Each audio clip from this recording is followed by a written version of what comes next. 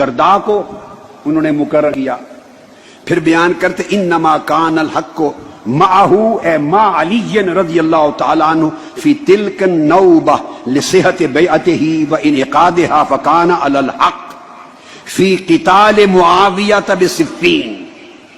امام ابن الحمام لکھتے ہیں حق بغیر شک و شبہ کے مولا علی المرتضیٰ کی طرف تھا.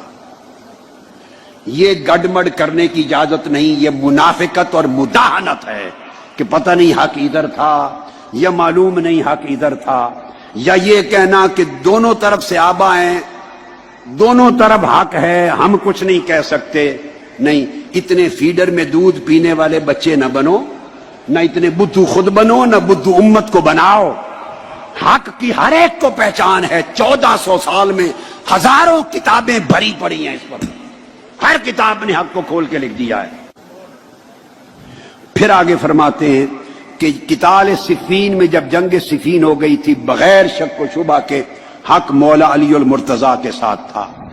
اب صاحب فتح القدیر لکھتے ہیں کہ اس پر دلیل قولہ علیہ الصلاۃ والسلام لعمار، جو متفق علیہ حدیث بخاری مسلم کی، کہ آقا نے فرمایا ستقتلک الفئۃ الباغیہ، عمار تمہیں ایک باغی گروہ قتل کرے گا، شہید کرے گا.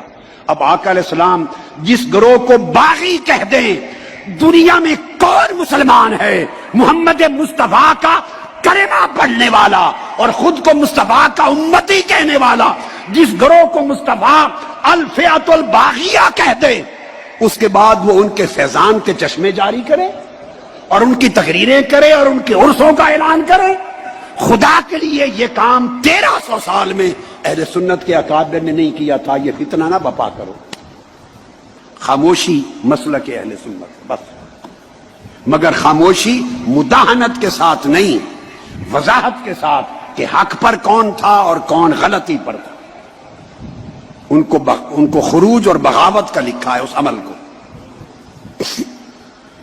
اور اس کے بعد پھر آگے میں دیکھیے، کسی کو شوق ہو مجھ پر فتویٰ نہ لگائیں، مجھ سے پہلے امام مرغینانی صاحب الہدایہ پہ لگائیں، امام ابو منصور بغدادی پر لگائیں، امام ابو المعین النصفی پہ لگائیں، صاحب شرح المواقف پہ لگائیں، صاحب شرح المقاصد پہ لگائیں، اور صاحب شرح عقائد نصفیہ پہ لگائیں. میں نے کل درجنوں کتب حافظ ابن جرسکلانی پہ لگائیں، امام عینی پہ لگائیں. میں نے آپ کو 1300 سال کی تاریخ علم کل پڑھا دی. ان پہ جو فتویٰ لگائیں اس میں بھی شریک ہوں. توبہ کر لینی چاہیے.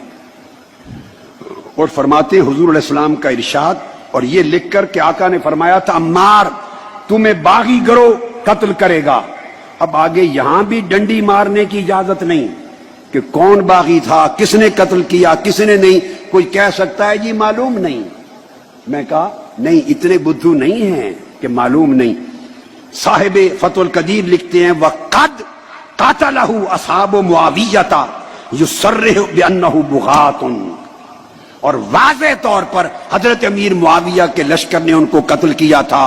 یہ تصریح کرتا ہے اس امر کی کہ یہ طبقہ باغیوں کا طبقہ تھا. اس کے بعد دوسری مثال دیتے ہیں امام ابن الحمام فتح القدیر میں، پہلی حضرت امیر معاویہ رضی اللہ تعالیٰ عنہ کے دور کی. دوسری وَأَمَّا الْحَجَّاجِ فَحَالُهُ مَعْرُوفٌ، اس کا ظالم و جابر اور جائر ہونا معروف ہے. دوسری اس کی مثال دیتے ہیں کہ اس کے زمانے میں بھی تابعین میں سے اس نے جس کو جج مقرر کیا، جو اہل تھے انہوں نے منصب لے لیا. یہ فقہی مسئلہ بیان کر رہے ہیں، تفریع، کہ جج ہونا اگر مقرر کر دے سلطان جائر تو لوگوں کو انصاف کی فراہمی کا معاملہ انکار نہ کرے، وہ جائز ہے. تیسری دلیل یزید کی دیتے ہیں کہ اس کے دور میں بھی یزید ملعون تھا، بدبخت تھا، جہنمی تھا، بے ایمان تھا، لعنتی تھا، اور میں تو اس کو کافر کہتا ہوں، میرا فتویٰ کفر کا ہے. لعین تھا، اور کہتے ہیں مگر ایسے جائر کے زمانے میں بھی جن تابعین کو جج اور قاضی مقرر کیا، لوگوں کو انصاف کی فراہمی کی خاطر انہوں نے بھی قبول کیا منصب. اب آپ دیکھیں کیا مثالیں دی ہیں. یہ مثالیں میں نہیں دے رہا ہوں. پھر چوتھی مثال دی ہے صاحب فتح القدیر نے. وہ کہا ہے کہ اس کی مثال یوں بھی ہے جیسے بلاد مغرب میں غیر مسلموں کا قبضہ ہے مسلمان زمینوں پر. مسلم ممالک پر غیر مسلموں کا قبضہ ہے بلاد المغرب میں، مغرب کا جو موراکو وغیرہ کے بلاد میں، اور بلاد حبشہ میں. مگر وہاں مسلمان ہے ہی کوئی نہیں سلطان، لیکن لوگوں کے مسائل حل کرنے اور انصاف کی فراہمی کے لیے لوگ مل کر خود ہی اپنا کسی کو والی اور گورنر مقرر کر لیتے ہیں، خود ہی اپنا جج مقرر کر لیتے ہیں، خود بھی جمعہ اور عید کی نماز کے لیے امام مقرر کر لیتے ہیں. یہ تقرری بھی جائز ہے. وہ کہتے ہیں جس طرح یہ تقرریاں لوگوں کی ضروریات کو پورا کرنے کے لیے جائز ہیں، اس طرح ایسی تقرری ان کے دور میں بھی جائز ہے. اب میرا خیال ہے کوئی 2 سال کا بچہ ہوگا تو شاید اس کو سمجھنا آئے، شاید 3 سے 4 سال سے اوپر کی عمر کا بچہ بھی نہیں رہے گا جس کو سمجھنا آئے.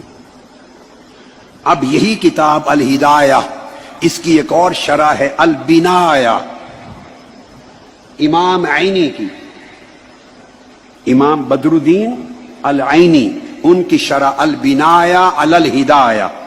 اب اس کی عبارت لے لیں، وہ بھی یہی کہتے ہیں والحق کان بید علی رضی اللہ تعالی عنہ فی نوبتہ. اس ٹرم میں، اس باری میں حق مولا علی کے طرف تھا. یہ بیان کر کے آگے جملہ سن لیں العنایہ. میں بڑا اہم جملہ بتا رہا ہوں شرح الہدایہ پر.